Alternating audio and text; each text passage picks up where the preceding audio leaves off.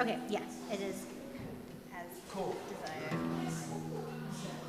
So it's out of the woods, then a hand, then it's down in the river. Walk beside. Oh, that's not what I wanted. I wanted these switched. I wanted this to be glass. Oh, really? Okay. But that's what it is. So we're doing walk beside me in the middle. We're doing wild. Oh yeah. Other thing, at first year, sometimes the thing that happens is after the, they'll be like, hey, go home, and then we kind of like pick back into the same. We could do that, and then you can just play violin. You want to do that? Yeah. Jake, can you do that? I don't know. It's going to confuse the people. What do you want from me? Well, they don't do it. We don't. What now? I was gonna say, you know, like after at first you go In the postlude. like the postlude where like revamp the song. You know the like play. I was thinking wildflower. Yeah, we'll be on wildflowers. We'll just keep going. We'll be too good for it. Right. So another question I have is I'm gonna have to tune between these. Yeah. Where do I go to do it? Should I do that here? Should I like put my guitar in front? Right, multiple times. Yeah. So they don't have to unplug every time. So we just need to let which I think will just stop.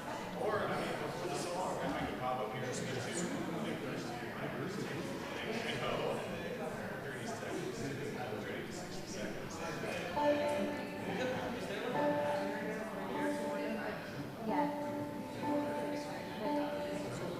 It's not Yeah, right. It doesn't take that long. Just tune that here. Yeah.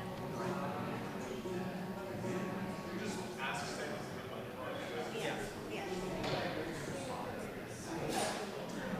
Okay, are we going out?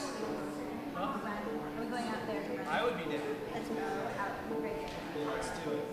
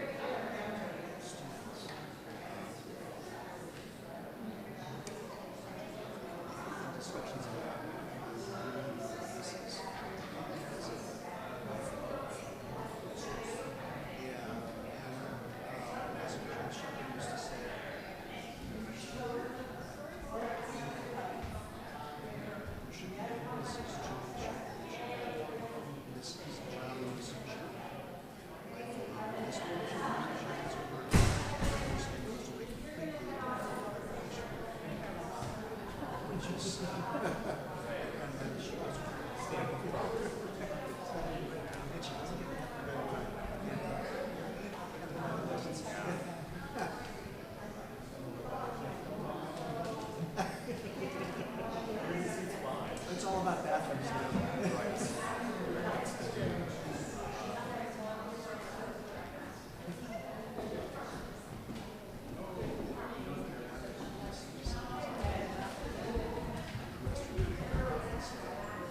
Whatever, just wash your hands.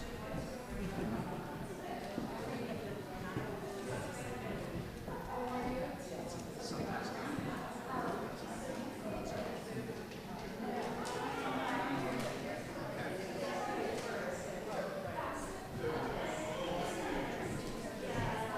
I did. Did you?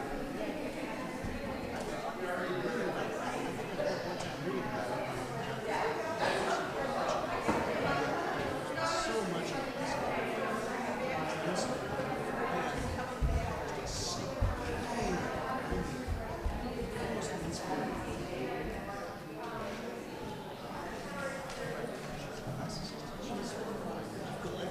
Her arms are covered in tattoos, like she is hardcore.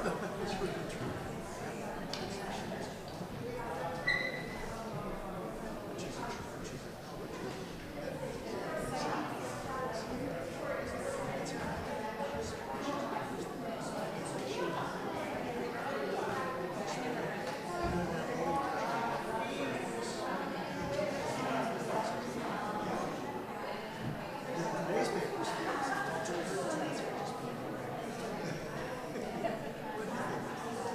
I was pleasantly surprised. I went in, I know that they were great. My only real criticism was that they really built it on Odysseus. Like, even in the flashback, where he's sad.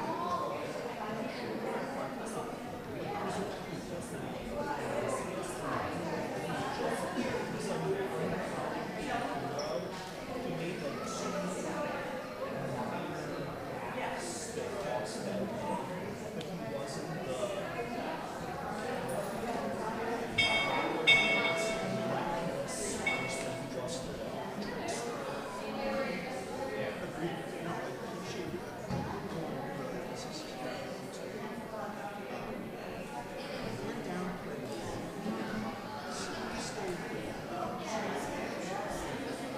For 7 years.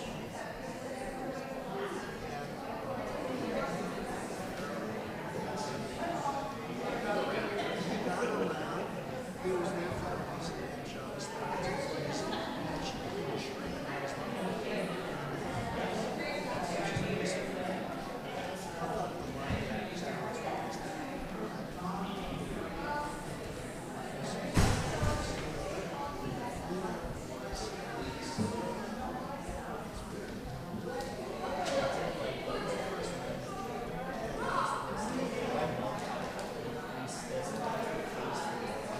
yeah, I thought that was fun. I did too. How how they became this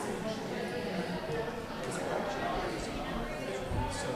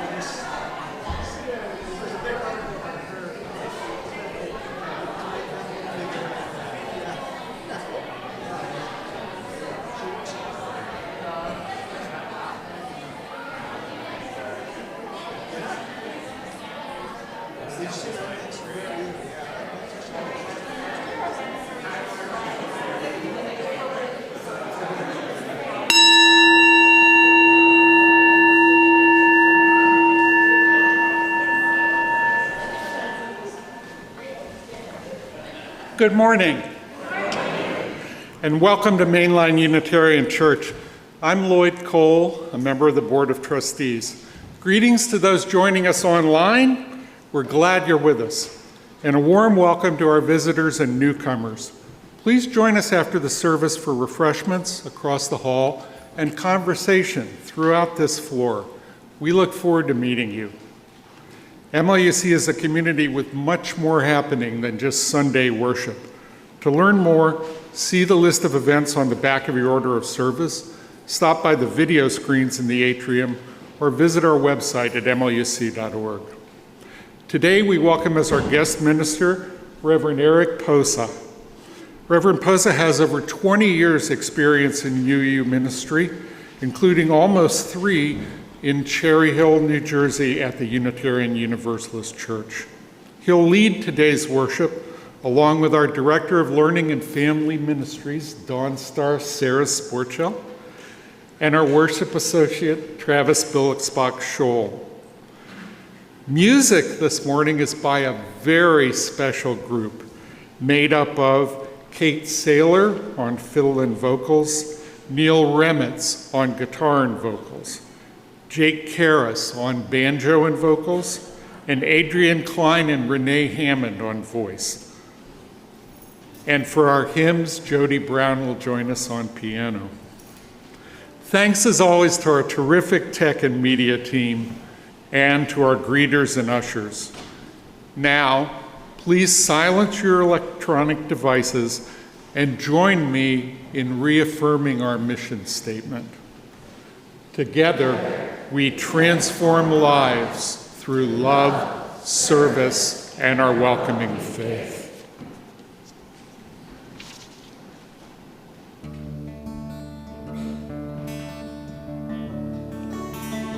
I wish you out of the woods and into the picture with me. I wish you over the moon, come out of the question and be. If this is gonna run round in my head, I might as well be dreaming. Run round in my head.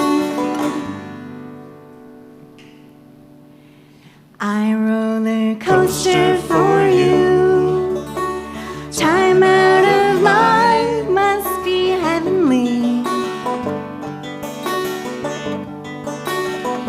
It's all enchanted and wild, just like my heart said it was gonna be. If this is gonna run round in my head, I might as well be dreaming. Run round in my head.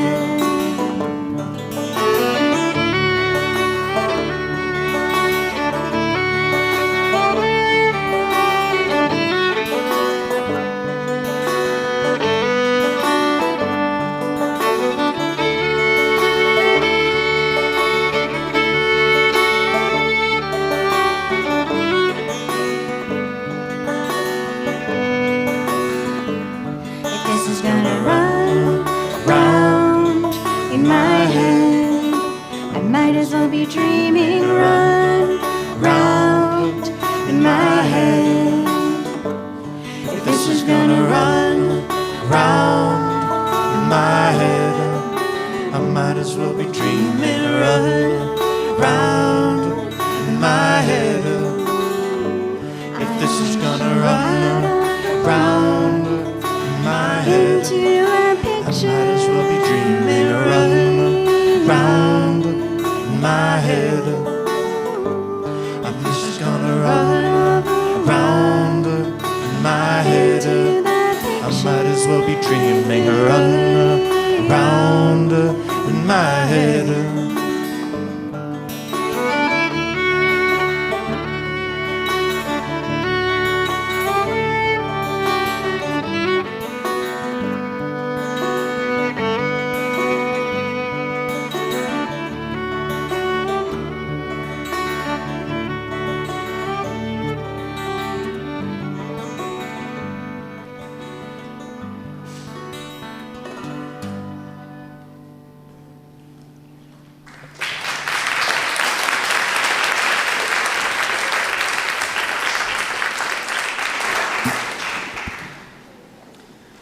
Our child's lighting this morning is As We Await a New World by Melissa Jeter. We light this chalice today to illuminate our way toward love.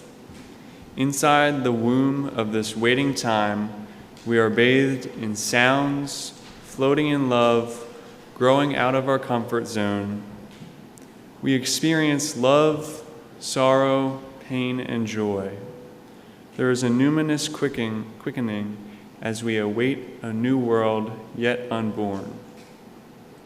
Now please rise in body or spirit and join us in singing hymn number 38, Morning Has Broken.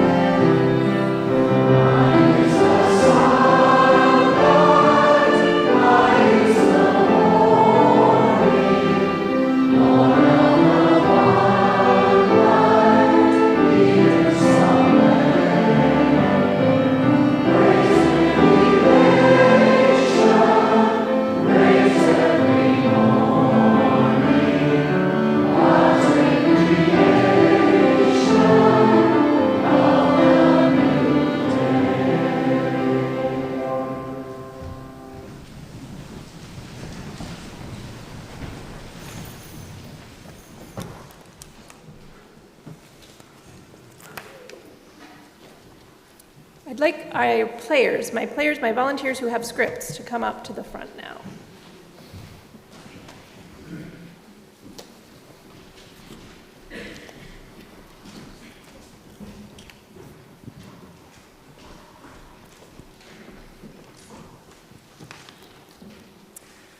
Once upon a time, God said, I'm bored because I don't have anything to do. I want to play with my friends.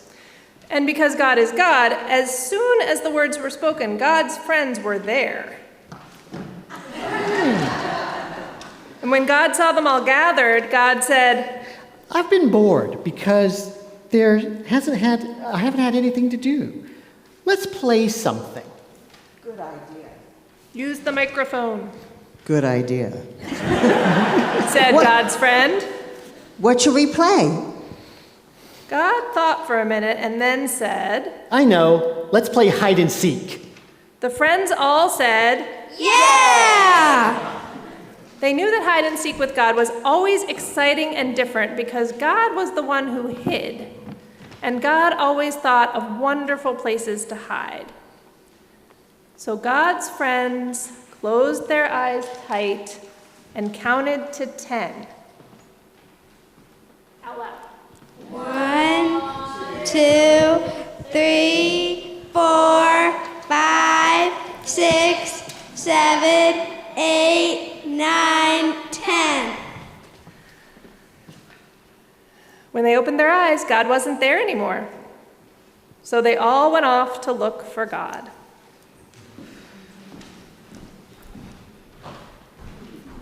One friend decided to look close on the earth and soon came to a meadow. As she was searching, she stopped to admire the tender new sprouts of green grass pushing their way up toward the sun. As she bent over to look more closely at the tender green, She realized there was something special and amazing and wonderful about it. So she jumped up and ran back to home base, calling out, I found God. God is green and growing.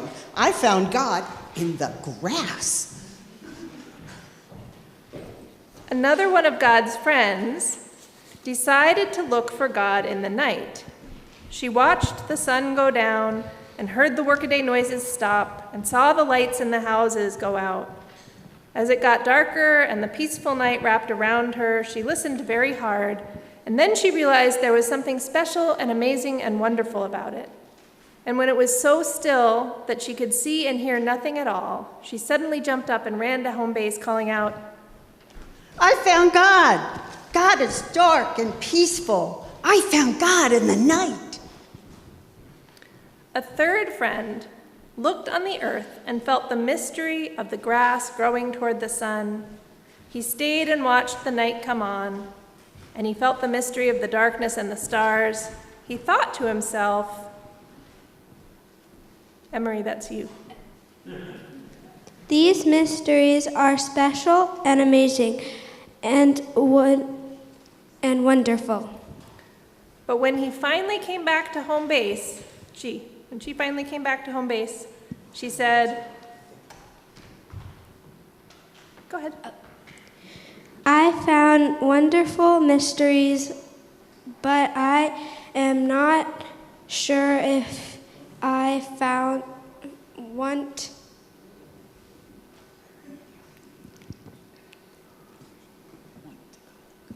want to call them God. A fourth friend decided to look for God where people were. She joined a group of people going home from work and went with them into the store where they bought food. She went with them back out onto the street as they started for their homes. She was with them when someone came up and said, Please, I'm very hungry. Could you share a little food with me? The people readily agreed, and as she watched them share, she realized there was something special and amazing and wonderful about these people. She turned around and ran to home base, calling out, I found God. God is loving and sharing. I found God in people who care for others. Finally, two more of God's friends decided to look for God together. After a time, they came to a house and decided to look for God in the house. In the house, they saw a room, and they looked for God in the room. In the room, they saw a mirror, and they looked for God in the mirror. As they looked in the mirror, they realized there was something special and amazing and wonderful being reflected in it. They turned around and ran to home base, calling out, We found God! We found God in us! and all of the friends should come back to the front now. At this, God appeared again and said, I had so much fun. Weren't those good hiding places? Some of you found me, others weren't sure, and others are still looking. That's okay, because the most important thing is just to play the game. Let's do it again. I'm sure I can think of other good hiding places. and they all called out, Oxen, free, free, free. and the game started all over again. Children and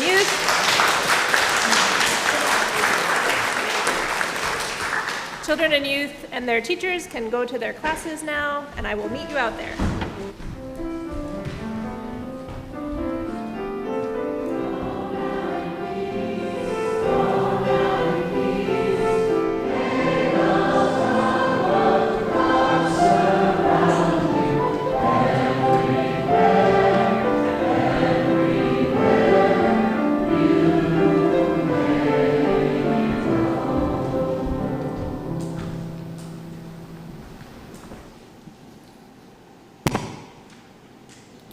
The recipient for our August offering outreach is our longtime partner, Family Promise of Montco, PA, and the Main Line. Thanks to community support like ours, Family Promise has helped hundreds of families in Montgomery County find hope, stability, and a path to self-sufficiency. Housing and food insecurity touch every zip code in the county. Compassion, community, and action can make all the difference. Today, I will read a short story about a Family Promise volunteer.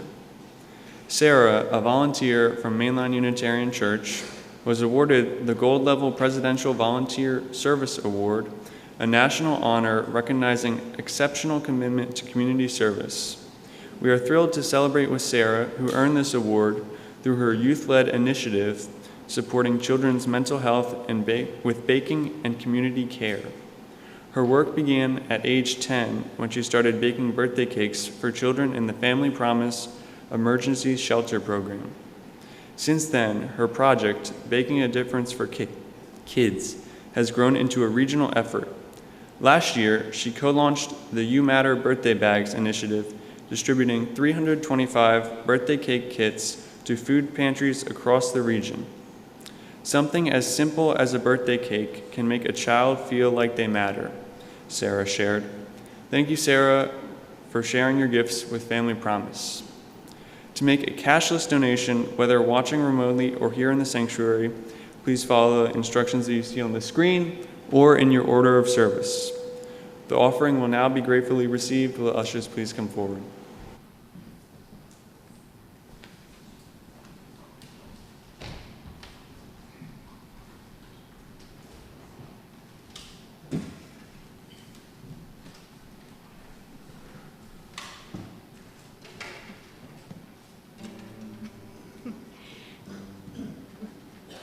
While we do a little tuning, I'd like to thank Nell and Jake, who have joined us from First Unitarian downtown.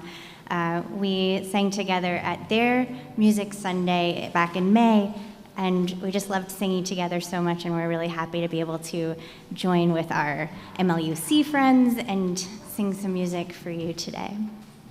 And also, I will say, earlier in the summer, David Brown invited people to volunteer to provide music, and I signed up and I said, I can lead a full service without having anyone recruited and recovering from surgery myself, and so I was like, sure, let's do it. So thank you so much to these lovely people for making that happen. Thank you.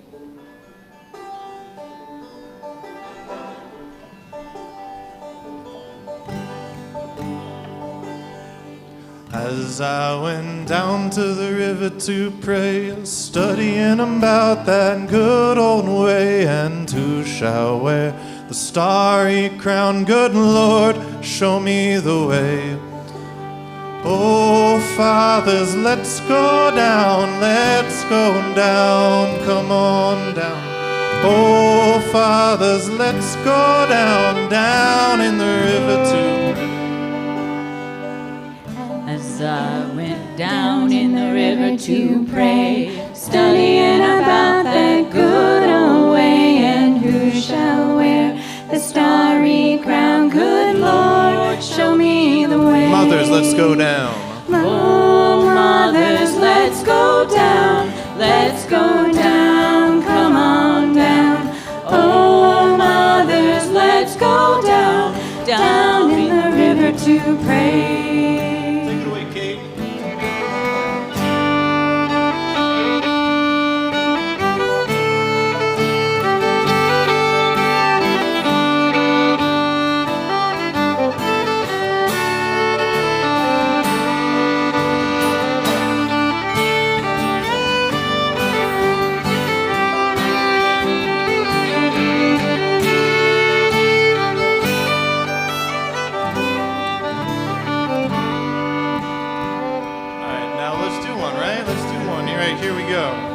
As I went down in the river to pray, studying about that good old way, and who shall wear the starry crown? Good Lord, show me the way. This is for all the brothers. Oh, brothers, let's go down, come on down. Oh, brothers, let's go down in the river to pray.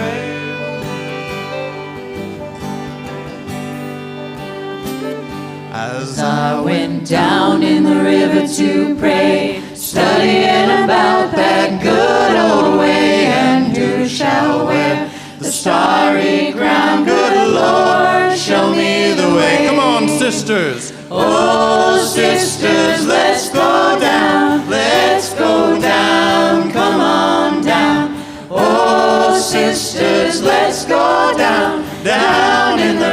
to pray.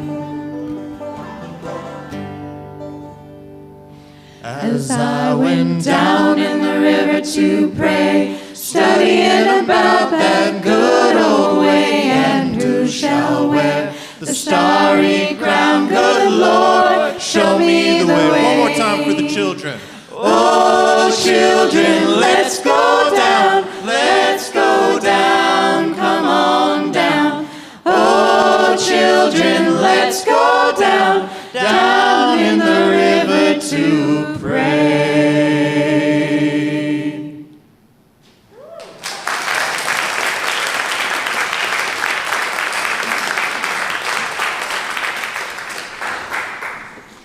Thank you, that was wonderful. It is our custom to share our personal joys and sorrows, expecting to be heard, accepted, and supported. Candles of Community is our ritual of personal sharing and support. After each candle is lit, please join me in saying, "We hold you in our hearts." Donna Feltman lights a candle of joy as she celebrates the birth of her granddaughter, Gemma Liv Starkman, born Wednesday, July 29th in Ashburn, Virginia. For Gemma and her family, we hold you in our hearts.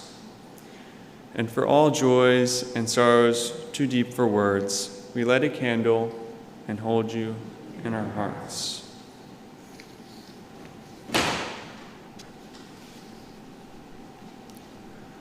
This morning's first reading comes from the influential 19th century American author and lecturer and former Unitarian minister, Ralph Waldo Emerson, from his essay, Nature. To speak truly, few adult persons can see nature. Most persons do not see the sun. The lover of nature is one whose inward and outward senses are still truly adjusted to each other, who has retained the spirit of infancy even into the era of adulthood.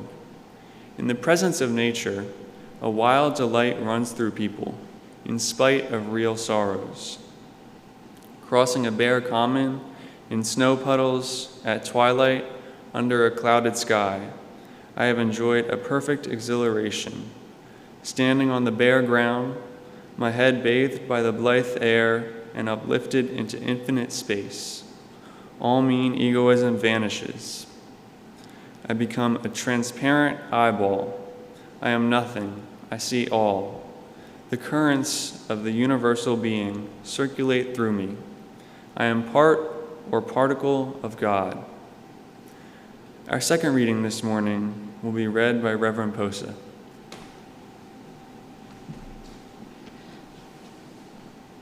Thank you, Travis.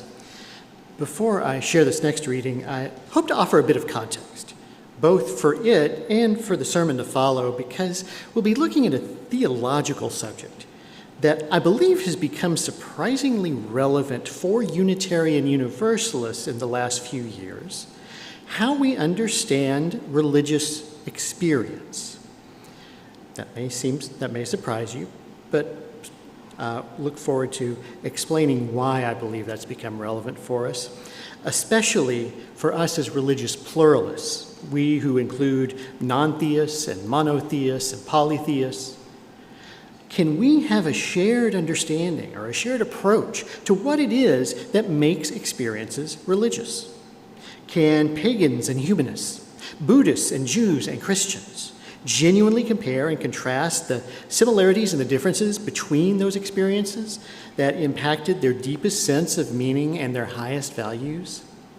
I'm convinced we absolutely can do all of that, and I look forward to exploring that shortly. But first, let me clarify these terms: religious and experience. I'll offer a quote for the first term and the next reading for the second one. For the definition of religion, I'm using a very broad one that comes from a late scholar of comparative religions named Frederick Strang. Strang was himself a Unitarian Universalist, and he defined religion in just 6 words: the means to transform life ultimately. The means to transform life ultimately. That's the definition.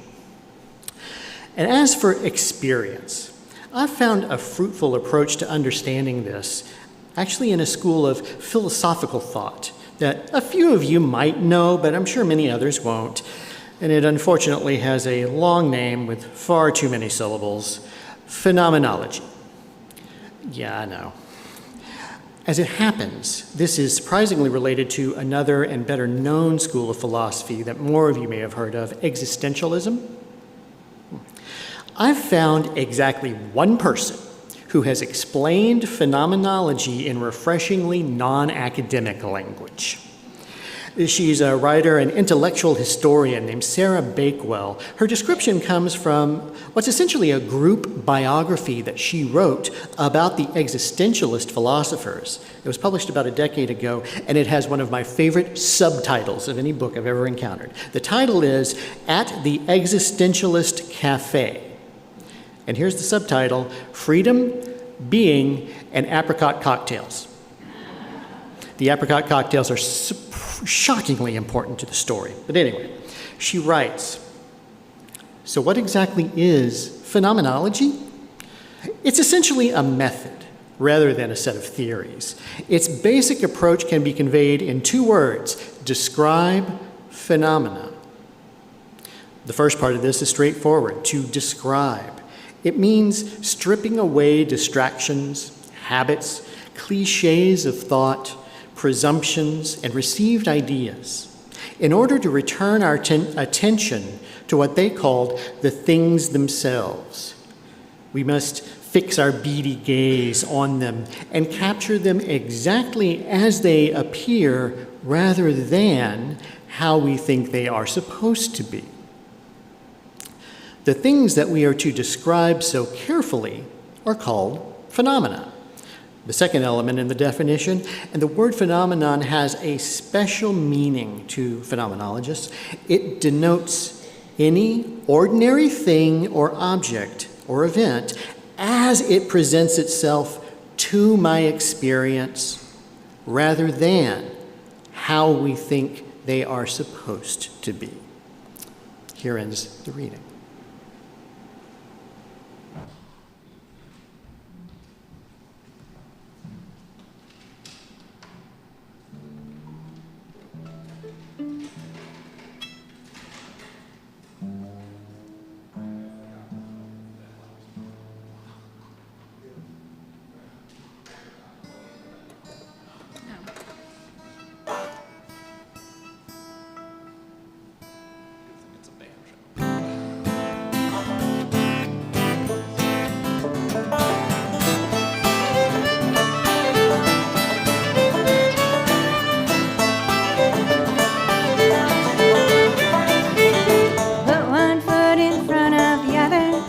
Into the here and now. I don't know just where I'm going, but I will get there anyhow. I got this far with no direction, followed my nose to where I stand.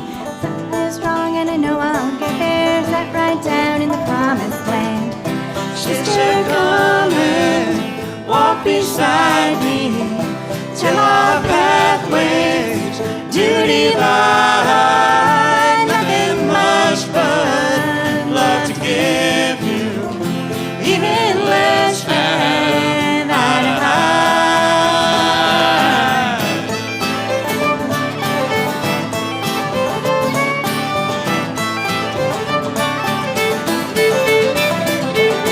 When you left me in the springtime, so many questions in my mind.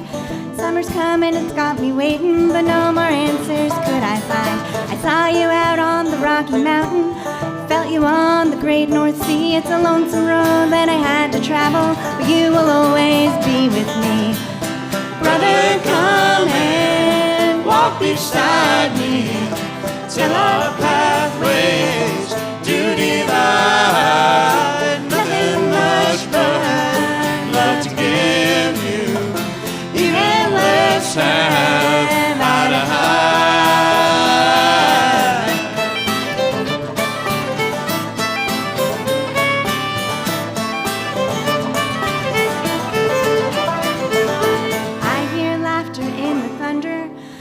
Comfort in the wind, I see hope hope in the hopeless faces. Someday they will love again. People come and walk beside me till our pathways do divide. Nothing much but love to give you. Even lips have eye to eye. People come and walk beside me till our pathways do divide. Nothing much but love to give you. Even lips have eye to eye.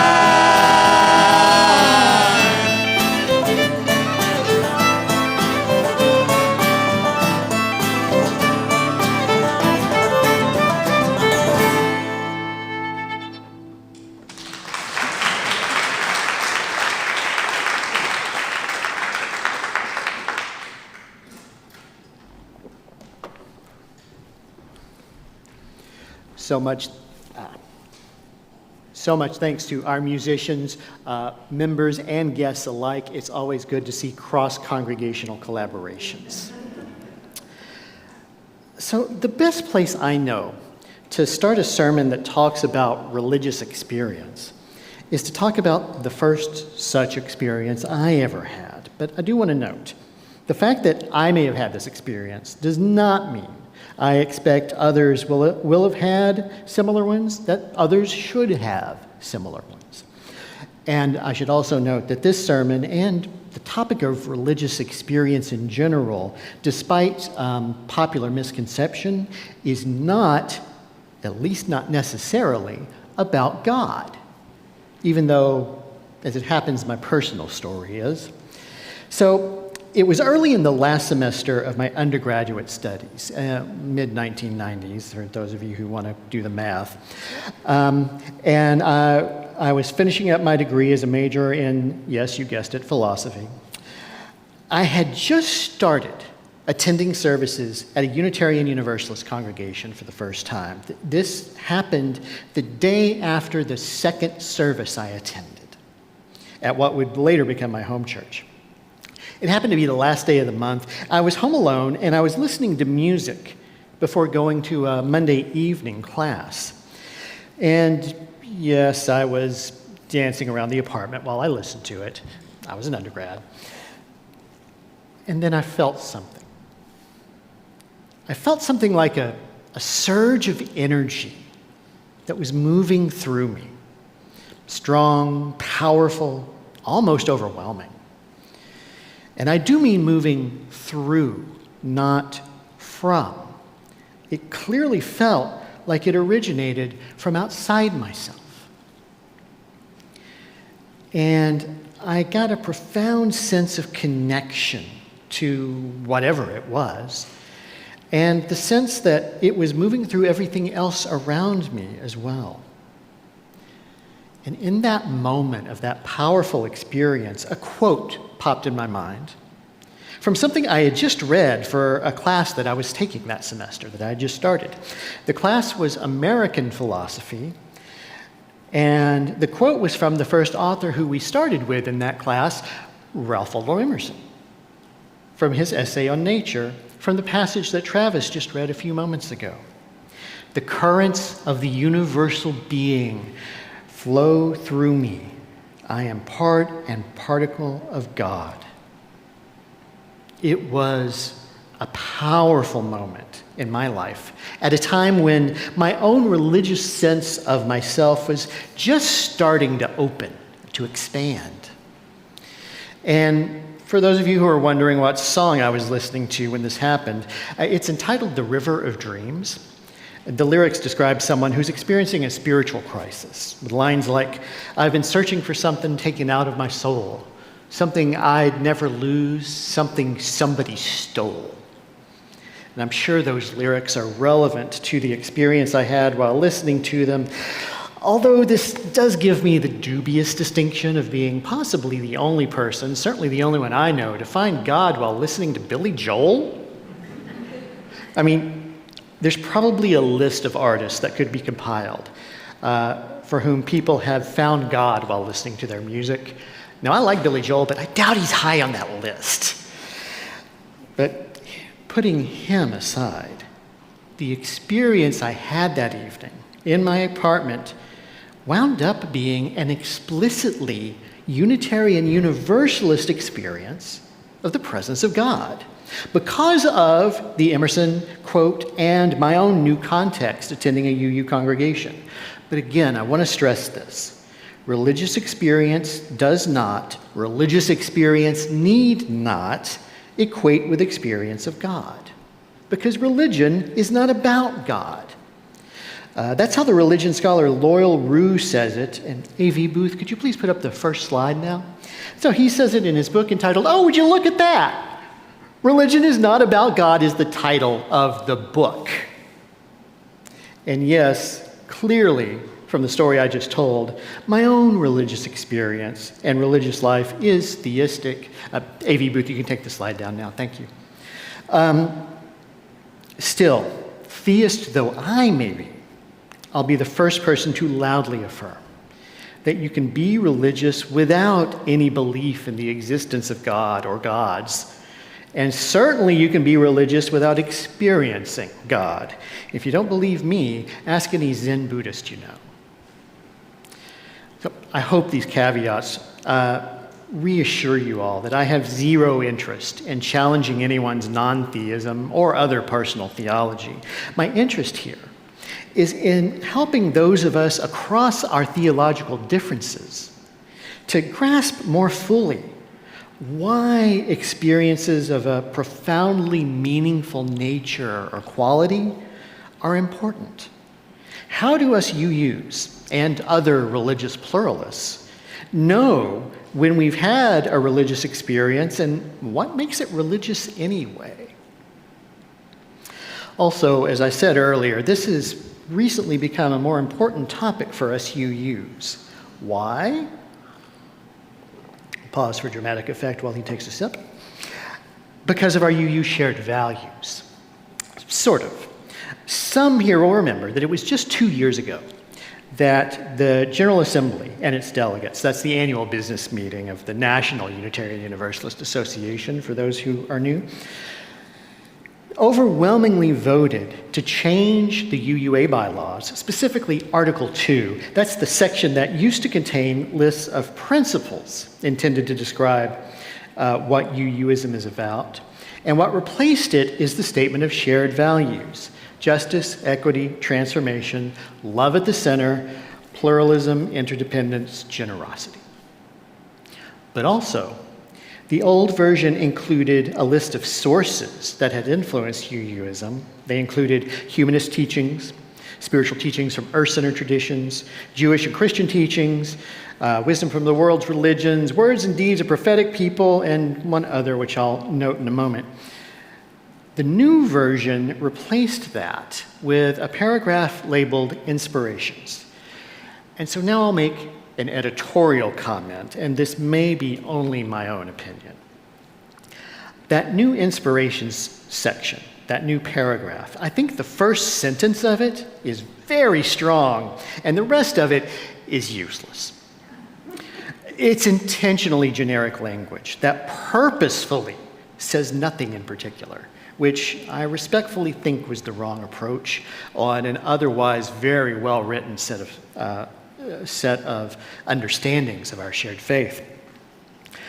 But wisely, the final form of the paragraph included an amendment. It includes an amendment, which is a slightly revised version of the first source from the old language. And AV folks, next slide, please. Here's what it says. Direct experiences of transcending mystery and wonder are primary sources of Unitarian Universalist inspiration. Direct experiences of transcending mystery and wonder are primary sources for UU inspiration. So we now, as a national religious community, are explicit about emphasizing the role of experiences in inspiring our religious lives. And honestly, the way the paragraph's written now, that's pretty much all that we're emphasizing in that statement. And we do so with language that in no way requires these to be theistic experiences. The phrase about transcending mystery and wonder is open to a theistic perspective like mine, and also equally open to non-theistic sources of meaning. Oh, and thank you, AV folk. You can take the slide down, yes. So I'm convinced that this is a profound shift for us. Though it's not entirely a new shift, the role of experience in our religious communities has waxed and waned a couple of times over our history. There's not time to trace that history today in depth, but I'll suffice to say that when the transcendentalists like Emerson were most influential in Unitarian circles in the mid-19th century, experience was also deeply influential as a source for our predecessors then. That importance of experience lessened for a time, but it's returned now. And since that's the case, since religious experience is now affirmed as so important for us, it seems to me that at least a few of us maybe should do some focused thinking, maybe even research on what that means for ours to be a more experiential faith, especially as we continue to affirm this glorious and messy pluralism that complicates our understanding of just what we're experiencing and of what makes us religious. Now, I've been taking this on with a little bit of independent research that I've been doing over the last couple of years, and I'm getting more focused on that. I've been accepted back into seminary starting this fall towards a doctoral degree, focusing in comparative theology, but it's intended to center these questions of religious experience. I'm looking forward to the deep dive into this topic, but put myself aside. Let me say a little bit more about this approach I do find this method of philosophy, phenomenology, to be so well suited for, especially for us pluralists, when we're examining our experiences of mystery and of wonder. Because this approach avoids our preconceptions. It strives to bracket them aside so that they will not influence the understandings of our experiences.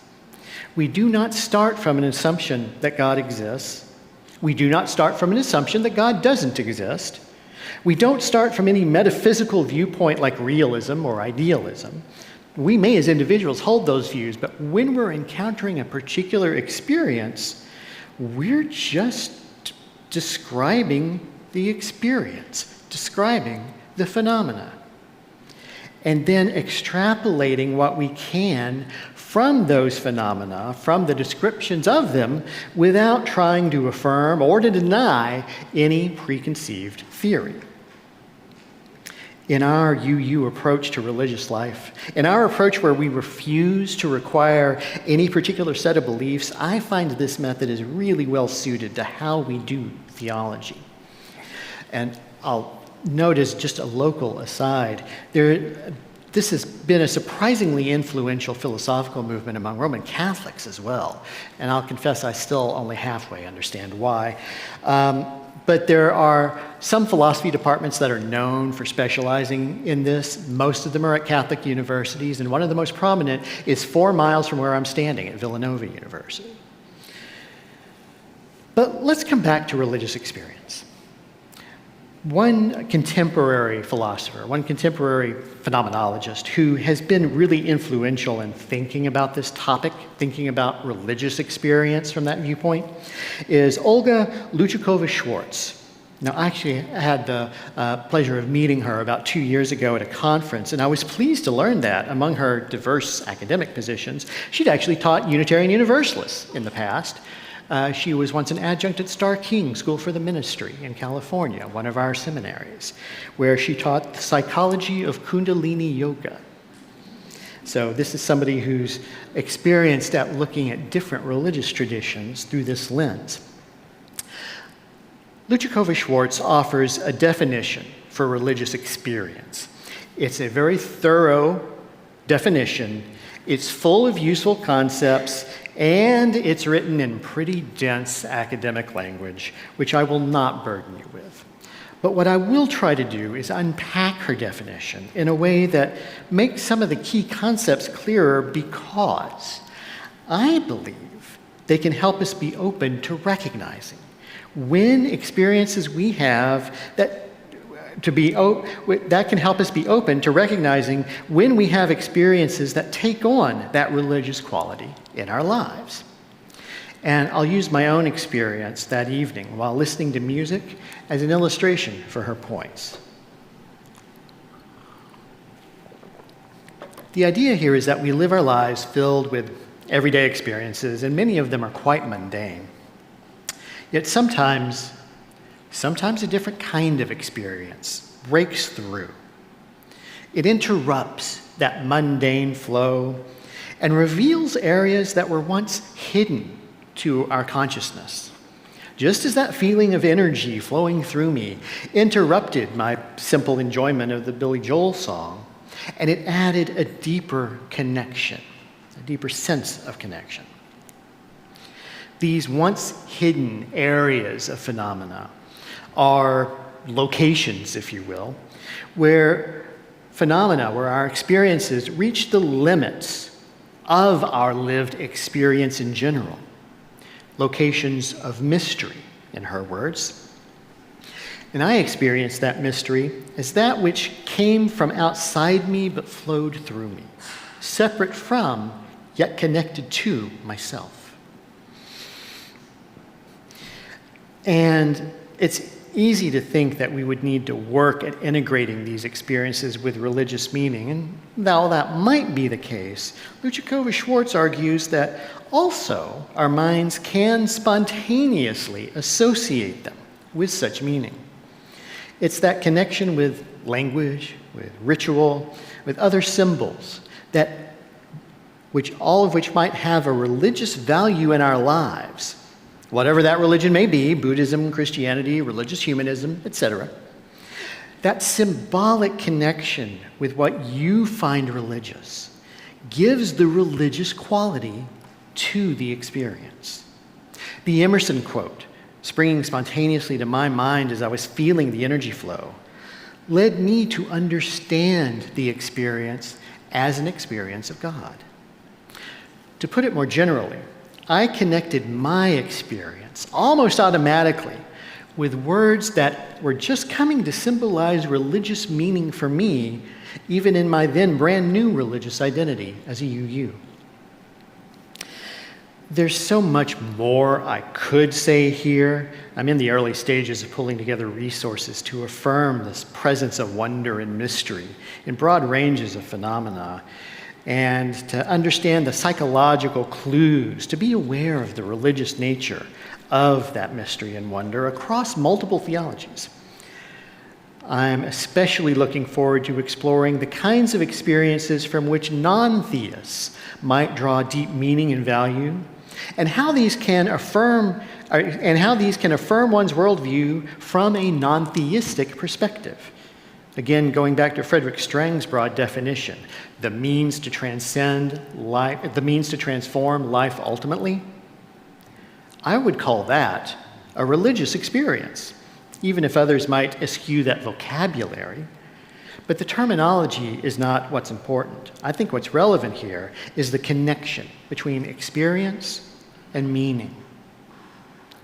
Because there's great potential for us to unpack new aspects of how we can live out our UU faith, our individual lives, and our shared congregational life through such a deeper engagement with our direct experiences.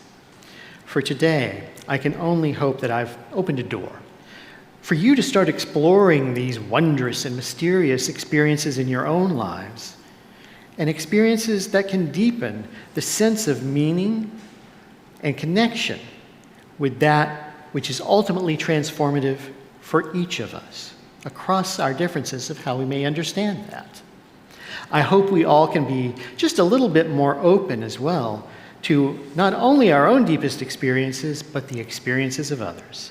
Because here's the other advantage, the last point I want to make about this pluralistic focus on experience.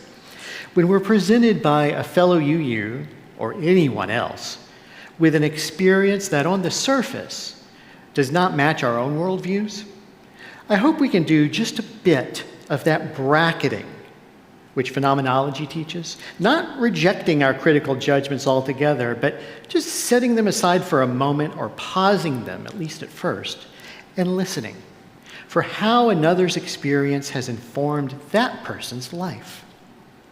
And in doing so, I see such promise for us living more fully into this pluralistic faith that we strive to build as Unitarian Universalists, and that we can continue to affirm one another across our differences. So may it be for us all.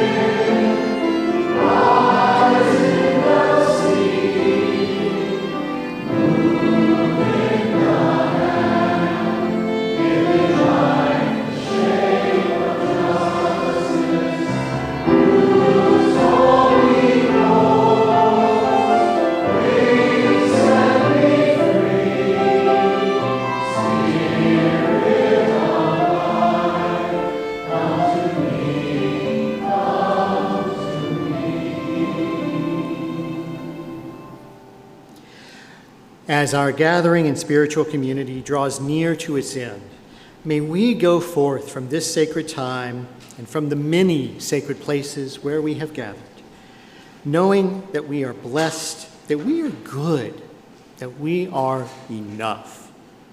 Let us be renewed in purpose to embody in our lives our values, including the value of pluralism, celebrating our diversity in culture, experience, and theology, and of transformation, adapting to our changing world by growing spiritually and ethically. May we thus live more fully into the power that holds us together and accountable to one another, and that centers our faith, the power of love.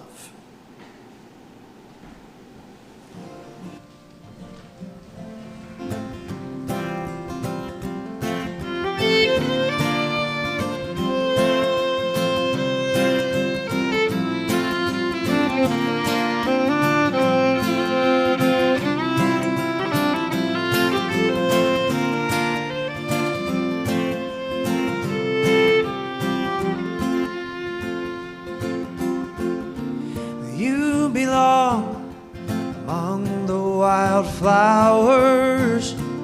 You belong in a boat out at sea. Sail away, kill off the hours. You belong somewhere you feel free. Run away, find you a lover.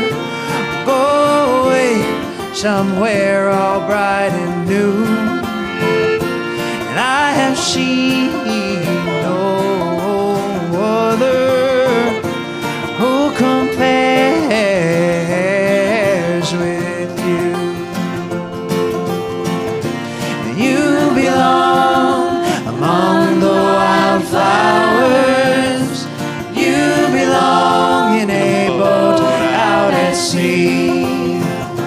Sail away with the love on your arms. You belong somewhere you feel free.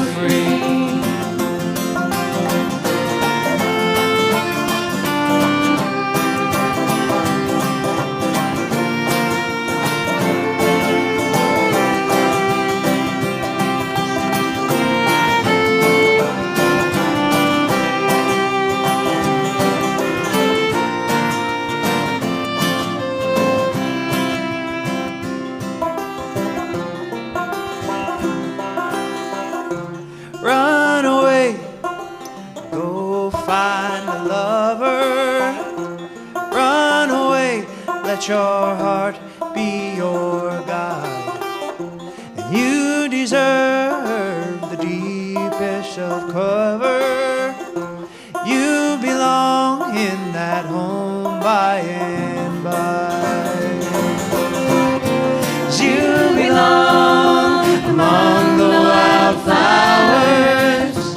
You belong somewhere